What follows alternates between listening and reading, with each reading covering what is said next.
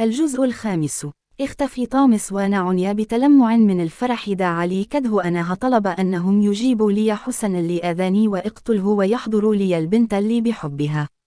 نظفت الحمام ورجعت جابت أمي من عند خالتي، وأنا مروح مع أمي كنت بفكر أني نفسي كيلو أكلة سمك وجمبري معتبره، وكنت عازما نيه أني اشتري بسقوت أروح أمي الأول وبعدين انزل. وصلنا لحد البيت وفتحت الباب، وولما الباب انفتح انصدمت من اللي شفته. لقيت السفره مليانه سمك وجمبري وشربة سيفود وحاجات ثانيه أنا معرفهاش. اتصدمت من المنظر. اتكلمت أمي: أمي، يا نهار كل دا كيل أنت جبت الأكل دا كله ليه يا محمد. أمي: محمد، أنت أتخرست يا زفت. هلا يا أمي أنا سرحت بس شويه. أمي: جايب الأكل دا كله ليه، ولا كتير ولا حاجة، مفيش حاجة تغلي عليك يا أمي.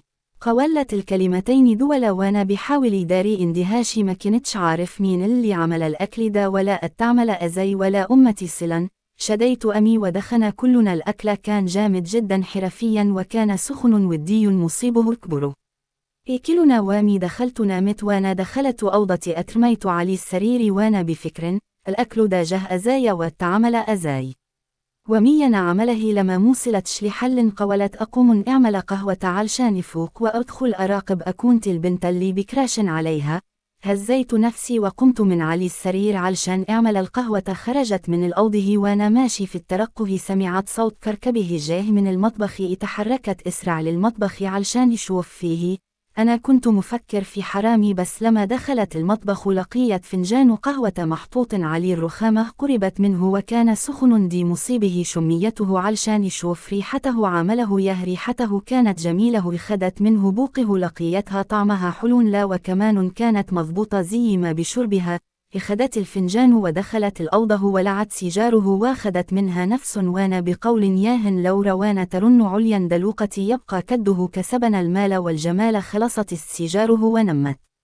صحيت الصبح لقيت 20 مكالمه من رقم غريب. غسلت وشي وصبحت علي أمي ودخلت المطبخ علشان أحضر فطار والقهوة بتاعتي، وكانت الصدمه الثانيه لما دخلت لقيت كل حاجة جاهزة. فطرت وكله تمام. مسكت تليفوني ورنيت علي الرقم اللي رن عليا. ألو زيك يا محمد، مين معايا؟ أنت مش عارفني ولا يه؟ لا إن للاسف مين حضرتك؟ أنا روان يا محمد، عرفتني كده. زيك يا روان، إخبارك يا هوايه؟ إخبار صحتك؟ روان: الحمد لله بخير وانتي؟ أنا تمام، بس غريبه رنيتي ليه. روان: عايزه أقابلك وقاعد معاك شويه، فاضي؟ أكيد فاضي طبعا، ولو مش فاضي فضالك. روان: تسلم دا من ذوقك، هستناك في كافيه سفن دي بكره الساعة 8 بليل. تمام ماشي. روان: سلام. كنت مستغرب جدا بس قطع سرحاني صوت أنا حافظه، دا صوت طامس. ما رايك في الخدم الذين تحت أمريكا؟ خدمه بس هوا كل اللي بيحصل دا من العشيره اللي مسخره لي.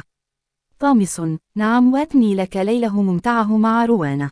اختفي الصوت وناكده. فهمت الوضع كان ماشي أزي. غيرت هدومي ونزلت أجيب العربيه بتاعتي الجديده وكله بقية تمام. روحت البيت، نمت وحلمت بكابوس بشع جدا. حلمت بان راس روان مقطوعه ومحطوطه في هديه. صحيت من النوم مفزوع. فطرت مع أمي ورجعت نمت تاني. صحيت علي رنت المنبه. غيرت هدومي ونزلت. قابلت روين كانت مقابله بهته وكانت مش هي الشخص اللي كنت بتمناه. روحت البيت ولسه بقلع هدومي. سمعت صوت طامس: لماذا لم تستمتع الليلة مع روان؟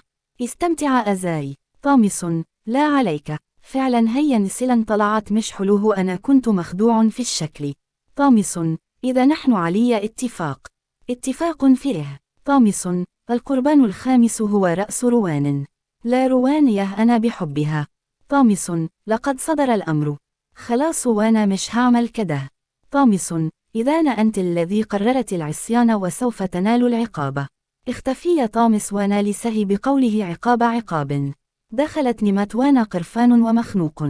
وانا نايم لقيت نفسي بتشد من رجلي وكائنات كثيره موجوده حوليه كانوا قصيرين ولونهم اسود. بدأوا يدوروا حوليا وفي لحظه هجموا عليا وبدأوا يقطعوا في جسمي بانيابهم كنت بنزف جامد وهما لسه مكملين تقطيع في جسدي. وقفه فجأة لما ظهر طامس من وسطهم وهو بيقول: طامس، أنت من اخترت عصيان أوامري وهذا عقابي لك. سوف أكتفي بهذا القدر من العذاب ولكن سوف أترك لك هديه ومشي وساب هديه مكانه واختفت الكيانات القصير هدي. زحفت علي بطني وانا بنزف وقربت من الهديه علشان افتحها ويا ريتني ما فتحتها. ديراس لا. ديراس روان صرخت وانا بفقد الوعي.